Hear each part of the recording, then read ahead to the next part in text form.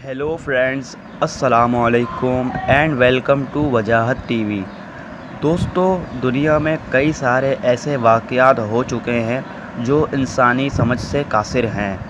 दोस्तों, साइंस ने इतनी तरक्की कर ली है, लेकिन फिर भी कई सारे ऐसे वाक़यात हैं जिन्हें आज तक कोई भी सॉल्व नहीं कर सका।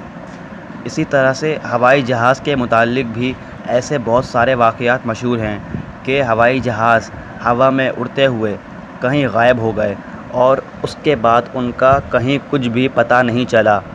ऐसे ही एक वाक़ये के बारे में आज की इस वीडियो में मैं आपको बताऊंगा। दोस्तों, 1955 में DC-4 फ़्लाइट 914 57 पैसेंजर्स के साथ न्यूयॉर्क से मियामी के लिए रवाना हुई और फिर हवा में उड़ते हुए कहीं गायब हो गई। इस फ़्लाइट ने नॉर्मली टेक ऑफ़ कर लिया था, लेकिन फिर रडार से अचानक कहीं गायब हो गई और इसके बाद इसका कहीं कुछ भी पता नहीं चला। उस वक्त के मीडिया ने इसके बारे में बहुत छापा था और अखबारों में भी इसके बारे में बहुत बताया गया था कि कैसे एक हवाई जहाज़ पुरअसरार तौर पर हवा में अचानक कहीं गायब हो गया। दोस्तों, 1955 में टेक्नोलॉजी इतनी एडवांस नहीं थी, लेकिन फिर भी जितना मुमकिन हो सका इस प्लेन के ऊपर रिसर्च की गई, लेकिन फिर भी नाकामी हुई। दोस्तों, इस केस के बारे में सुनकर काफ़ी सारे लोग खौफज़दा हो चुके थे और लोग तरह तरह की बातें कर रहे थे और लोगों ने इसके मुताल्लिक तरह तरह की बातें की कि ये शैतान का हाथ है वग़ैरह वग़ैरह। ये केस उस वक्त के मीडिया ने बहुत उछाला था और इस केस के ऊपर सबसे महंगी तरीन इन्वेस्टिगेशन की गई। दोस्तों, इस केस के ऊपर कई सारे ममालिक के रिसर्चर्स ने मिलकर इन्वेस्टिगेशन की थी, लेकिन फिर भी नाकाम हुए और उसके बाद इस केस को बंद कर दिया गया। लेकिन दोस्तों, 22 मार्च 1992 मतलब के 37 इयर्स बाद, और दोस्तों 22 मार्च 1992 मतलब के 37 साल बाद कुछ अजीब हुआ ये कि शाम में कंट्रोल टावर में लोग बैठे हुए अपना काम कर रहे थे, तो इनको किसी पायलट ने कांटेक्ट किया। ये पायलट घबराया हुआ लग रहा था। कंट्रोल टावर के एक बंदे से पायलट ने कहा कि मुझे मियामी जाना है, और इसकी बात सुनकर कंट्रोल टावर का वो मेंबर हैरान हुआ। उसने कहा कि मियामी तो बहुत दूर है और उसको ख़दशा था कि जहाज़ कहीं क्रैश ना हो जाए और ये दूसरे जहाज़ के हादसे का भी सबब ना बने।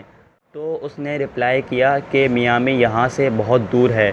उसकी ये बात सुनकर पायलट थोड़ा घबरा गया। बहरहाल कंट्रोल टावर के मेंबर ने इसको परमिशन दे दी ताकि मज़ीद किसी हादसे से बचा जा सके। बाद में जब कंट्रोल टावर के मेंबर ने उससे डिटेल पूछी तो उसने बताया कि ये जहाज़ 1955 में न्यूयॉर्क से मियामी के लिए रवाना हुआ था और अभी तक पहुंचा नहीं।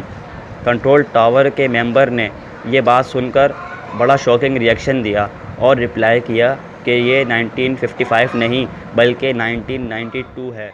और ये बात सुनकर पायलट बहुत शॉक हुआ। कंट्रोल टावर के मेंबर ने उसको पैनिक करने से मना किया और कहा फ़िलहाल तो यहीं लैंड कर दो। इस शहर का नाम वेनेज़ुएला था और एयरपोर्ट का नाम काराकस था। और जब उसके लैंड करने के बाद कुछ क्रू मेंबर्स उसके पास गए ताकि उसकी कोई हेल्प कर सकें, तो पायलट ने घबराते हुए उनको अपने पास आने से मना किया और कहा कि बस हम लोग अब जा रहे हैं, कोई करीब ना आए। और इसके बाद वो प्लेन टेक ऑफ़ कर गया।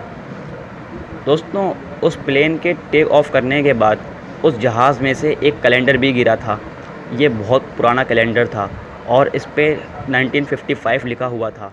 ये प्लेन टेक ऑफ़ कर गया और उसके बाद इसका कुछ पता नहीं चला। दोस्तों, ज़रा आप सोचें, एक ऐसा एरोप्लेन जो 37 साल पहले कहीं गायब हो गया था और उसके बाद 37 साल के बाद वो अचानक सिर्फ़ कुछ देर के लिए नज़र आया और उसके बाद फिर कहीं गायब हो गया। दोस्तों, ये बहुत बड़ा मिस्टीरियस केस था जो कि कोई भी सॉल्व नहीं कर सका।